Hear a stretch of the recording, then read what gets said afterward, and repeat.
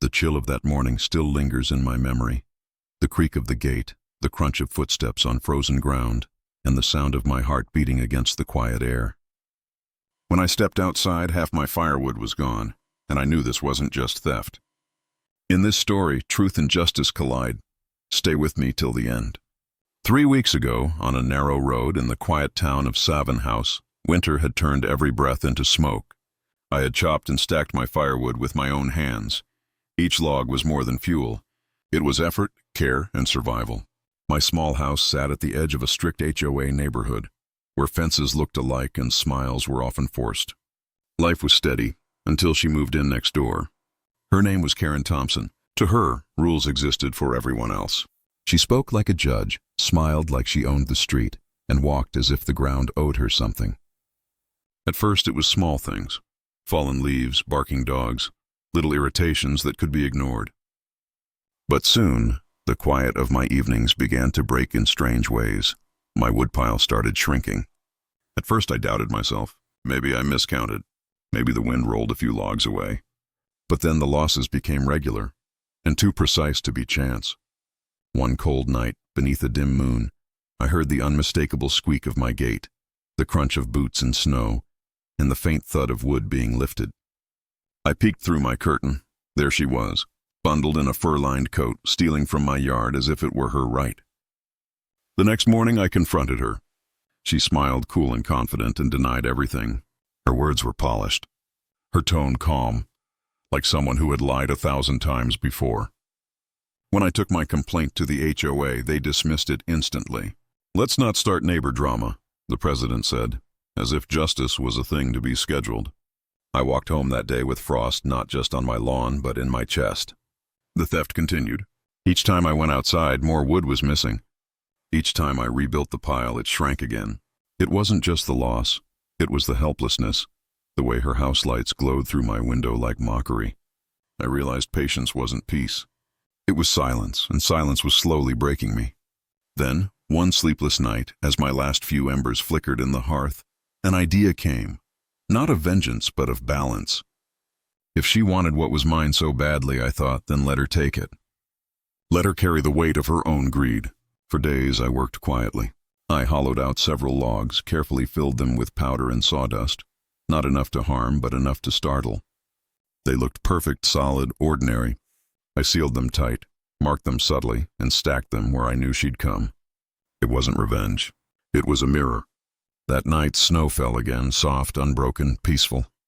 I left the hollow logs out by the gate and waited. The next morning they were gone. I sat inside, fire warming my hands, and listened to the faint hum of the neighborhood. By noon it came, a muffled boom, then shouting, then silence. I didn't move. I just listened. Smoke rose gently from her chimney. No fire, just soot and pride burned away. No one was hurt. But something had changed. Curtains closed. Doors stayed shut. For the first time, Karen's house went quiet. I made myself a cup of coffee, looked out at the gray sky, and whispered, "Now you understand." That night, the street was still. Snow buried the footprints. But I knew this story wasn't over yet. 3 days later, the HOA called an emergency meeting. The air in the small community hall felt heavy, like judgment itself had taken a seat. Karen stood at the front, a scarf wrapped around her neck, her voice trembling with rage. "He's dangerous," she shouted. "He planted explosives in my firewood." Every eye turned to me. Faces I'd waved to for years now looked unsure, calculating. The HOA president, Mr. Collins, cleared his throat and leaned forward. "Do you deny placing anything inside those logs, Mr. Hale?" His tone was neutral, but his gaze sought something deeper. I answered calmly, "I only replaced what was mine." A ripple moved through the room. Whispers, gasps, the sound of doubt breaking open. The following days were uneasy. Some neighbors avoided me. Others watched curiously from behind curtains. Karen paraded her story like a flag of victimhood. She wanted sympathy, but this time the street wasn't so quick to give it. Something about her fury didn't fit the story. People began to remember her demands, her arrogance, her quiet thefts that everyone had ignored. The balance was shifting just slightly. Still, I couldn't find peace. At night, when the house was silent except for the groan of the wood beams, I kept replaying the moment of that explosion. The faint boom, the shouts, the fear. My intention had been justice, not harm, yet the thought of it haunted me. I'd drawn a line, and though no one was hurt, I couldn't shake the thought that I had crossed it. Then one afternoon, as the snow began to melt, someone knocked on my door. It wasn't Karen. It was her husband, Richard, a quiet man, often away for work, his eyes tired and kind.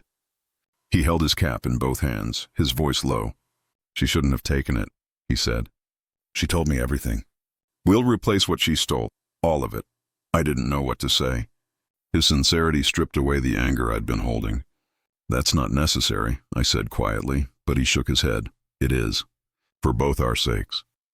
He left a small bundle of fresh logs by my gate and walked back across the snow, shoulders heavy, as if carrying the weight of his wife's mistakes.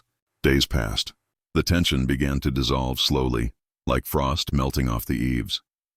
The HOA found new things to argue about: paint colors, parking rules, and my name drifted out of conversation. But inside, I wrestled with something larger. Justice isn't always clean. It leaves behind ashes, traces of the fire it started. Then one evening, a shadow fell across my porch light. Karen stood there, hands tucked into her coat, eyes lowered. "About the fire," she murmured. "I'm sorry." Her voice cracked like brittle wood. For a moment, I just looked at her.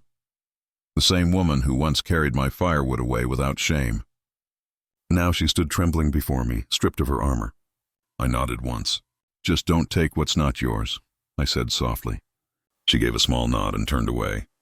A moment later, I noticed she'd left something behind, a small bundle of wood carefully tied by my gate. That night, as I fed one of those logs into my fire, I felt the warmth spread across the room, not just from the flames, but from something deeper, the quiet peace that comes when the storm finally passes. But even then, part of me wondered if the lesson had truly settled, or if life was simply waiting to test us again. Spring arrived earlier than anyone expected. The snow that had once blanketed every rooftop melted into clear streams running along the curbs of Savin House. The cold, sharp silence of winter faded, replaced by birdsong and the distant hum of lawn mowers. Life seemed to return to normal, or at least to what people pretended was normal. I rebuilt my woodpile that month, stacking each log with deliberate care.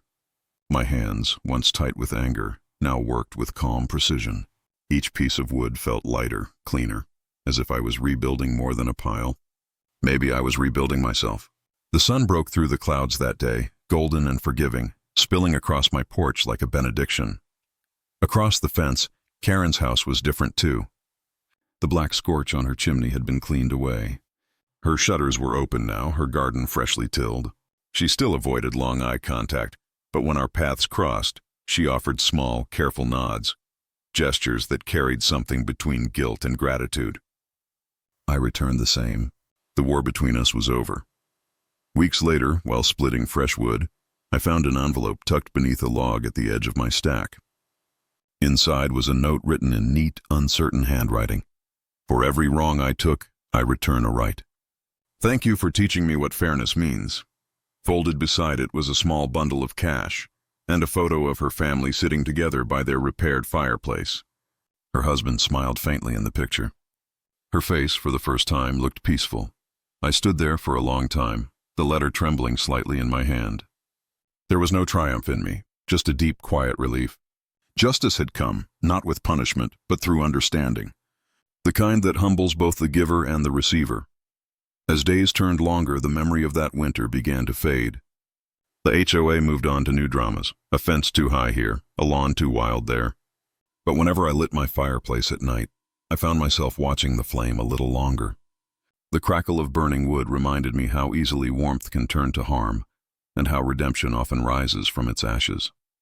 One evening, I saw Karen standing by her window, framed in the orange glow of her own fire.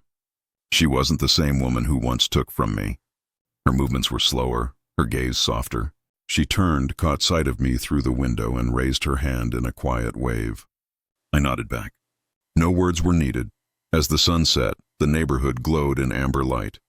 The air smelled of pine, smoke, and forgiveness. I sat on my porch, letting the last light brush across my face. Maybe that's all justice ever is, I thought. Not revenge, not retribution, but the chance for someone to see themselves clearly, even if it takes the spark of a fire to do it. That night, when the sky turned deep blue and stars returned above the quiet town, I closed my eyes and whispered, "Let every wrong burn into wisdom." Not hate. The wind carried the words away, soft and sure, over fences and rooftops, past the houses that once divided us, and as the first fireflies began to blink in the darkness, I knew karma had found its way home.